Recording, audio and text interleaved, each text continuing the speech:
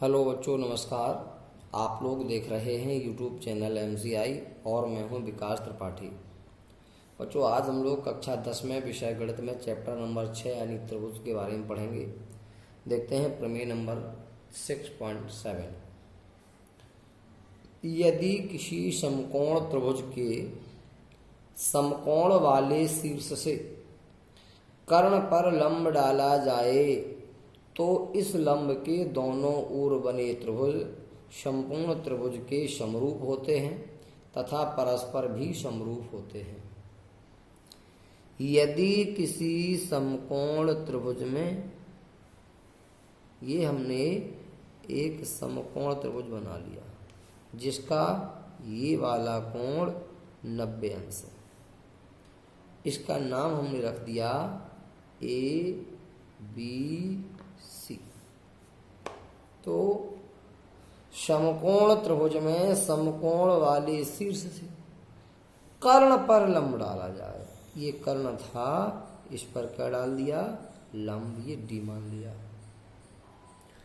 तो आपको सिद्ध करना है कि हमने जो कर्ण पे लंब डाला है, इस लंब के दोनों ओर जो त्रिभुज बने हैं ये समकोण त्रिभुज यानी बड़े त्रिभुज ABC के समरूप हैं और ये आपस में भी समरूप हैं।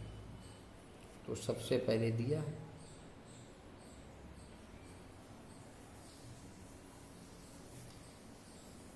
एक समकोण त्रिभुज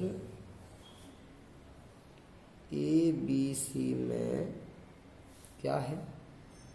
कोण B बराबर 90 अंश है तथा BD परपेंडिकुलर AC खींचा गया है।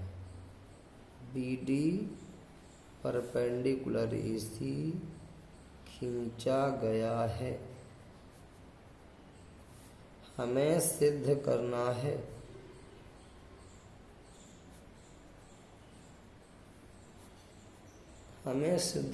है कि जो बड़ा त्रिभुज ABC है, सॉरी ये छोटे त्रिभुज हैं, ये संपूर्ण त्रिभुज के समरूप हैं। यानी त्रिभुज ABC समरूप त्रिभुज BDC तथा त्रिभुज ABC समरूप त्रिभुज ADB। और एक चीज और सिद्ध करनी है कि ये आपस में समरूप है। त्रिभुज BDC समरूप त्रिभुज ADB। चलिए बच्चों, उपपत्ति ध्यान दें। सबसे पहले हमें ABC समरूप BDC दिखाना है। त्रिभुज ABC तथा त्रिभुज BDC में गौर से देखने की बात है।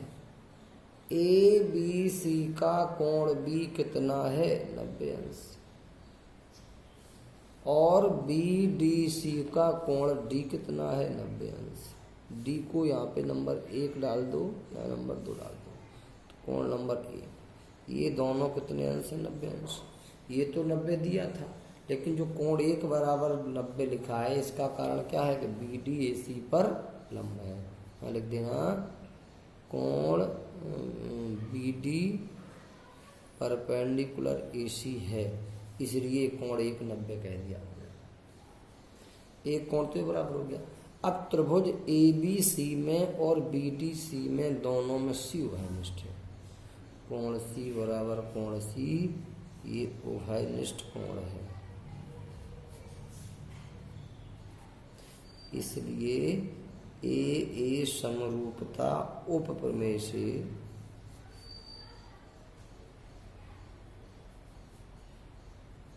त्रिभुज ABC समरूप त्रिभुज BDC, ये हो गया पहला। अब दूसरे में रखना था, सिद्ध करना था त्रिभुज ABC और ADB को।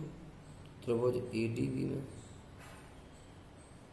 देखें बच्चों, ए बी सी और D B, A B C बड़ा है और ए डी बी छोटा है। इन दोनों त्रिभुजों में ए बी सी में कोण बी और ए डी बी में कोण नंबर 2, ये दोनों 90 अंश है। इसका कोण बी, इसका कोण 2, दोनों 90 अंश। कोण 2 90 क्यों हुआ? क्योंकि बी डी परपेंडिकुलर एसी है, इसलिए हुआ।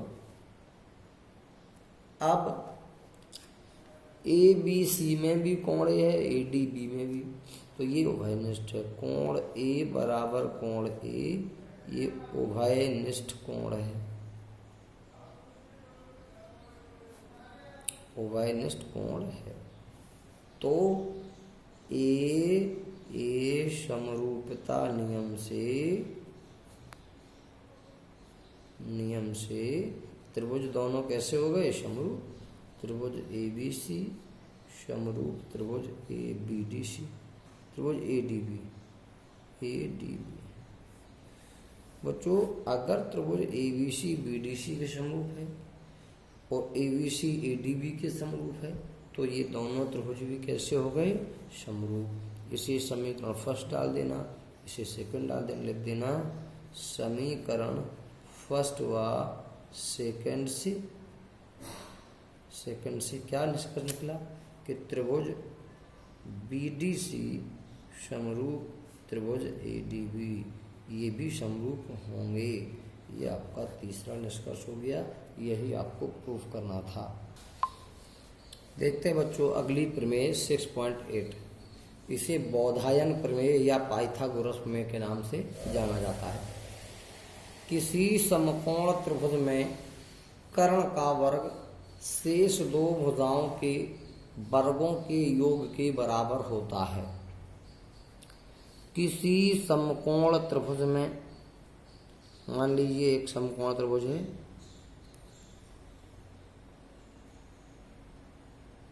ये बन गया समकोण त्रिभुज ए बी सी, ये इसमें समकोण है। इस समकोण त्रिभुज में कर्ण का वर्ग मान AC स्क्वायर का मान इन भुजाओं के वर्गों के योग के बराबर होता है, मान AB square plus BC square के बराबर होता है। तो चलिए बच्चों, सबसे पहले दिया है एक समकोण त्रिभुज में, त्रिभुज ABC में कोण B बराबर 90 अंश है। ये तुम्हें दिया है, तुम्हें सिद्ध करना है क्या कि कर्ण का वर्ग AC का वर्ग AB और BC के वर्गों के योगफल के बराबर होता है, माने AC स्क्वायर बराबर AB square plus BC square. थोड़ी सी रचना करनी पड़ेगी इसमें, जैसे पिछली प्रमेय थी। इस समकोण वाले शीर्ष से कर्ण पे क्या डाल दो? एक लंब, ये मान लो बिंदु डी। रचना में लिखना BD परपेंडिकुलर AC खींचा। अब चलते उत्पत्ति में। बच्चों भी पिछली प्रमेय में हमने पढ़ा था, अगर समकोण त्रिभुज में समकोण वाले शीर्ष से कर्ण पे लंब खींचा जाए तो ये दोनों त्रिभुज संपूर्ण त्रिभुज के समरूप होते हैं। तो लिखेंगे समकोण त्रिभुज ABC में BD परपेंडिकुलर AC है, इसलिए एक तो जो त्रिभुज ABC है, ABC ये समरूप होगा किसके? त्रिभुज ADB के, त्रिभुज ADB के। तथा जो त्रिभुज ABC है ये समरूप होगा किसके? इस त्रिभुज के। इसका नाम लिखेंगे BDC, त्रिभुज BDC। अगर दो त्रिभुज समरूप हैं तो इनकी संगत भुजाएं समानुपाती होंगी। तो यहाँ से ए बी बटे इसकी भुजा ए डी और बराबर यहाँ से ए सी और बटे इसकी भुजा ए बी। यहाँ से बच्चों क्रॉस मल्टीप्लाई करोगे तो ए बी स्क्वायर बराबर ए डी और इनटू में ए सी। इसे डाल दो समीकरण नंबर फर्स्ट। यहाँ से भी संगत भुजाएं समानुपाती करो तो ए बी बटे में आ जाएगा बी डी और बराबर ए सी और बटे में आ जाएगा बी सी ए बी बटे में बी डी आ जाएगा।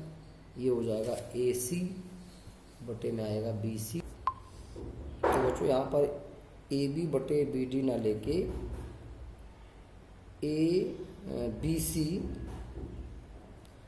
और बटे में लेना बी सी बटे डी सी या सी डी। इनका भी क्रॉस मल्टीप्लाई कर लो तो बी सी स्क्वायर बराबर ए सी इंटू डी सी। ये समीकरण सेकंड है। फर्स्ट में ए बी स्क्वायर आ गया, सेकंड में बी सी स्क्वायर आ गया, ए बी स्क्वायर आ गया बी सी स्क्वायर आ गया, दोनों को जोड़ दीजिए। समीकरण फर्स्ट प्लस सेकंड। फर्स्ट में A B square plus second में बी सी स्क्वायर बराबर यहाँ है A D into D C A C और प्लस यहाँ है ए सी इंटू डी सी। तो A B square plus B C square बराबर ए डी ए सी दोनों से कॉमन आ गया। ये बचा ए डी और प्लस ए सी। तो ये हो जाएगा A D plus D C हो जाए यहाँ पे डी सी।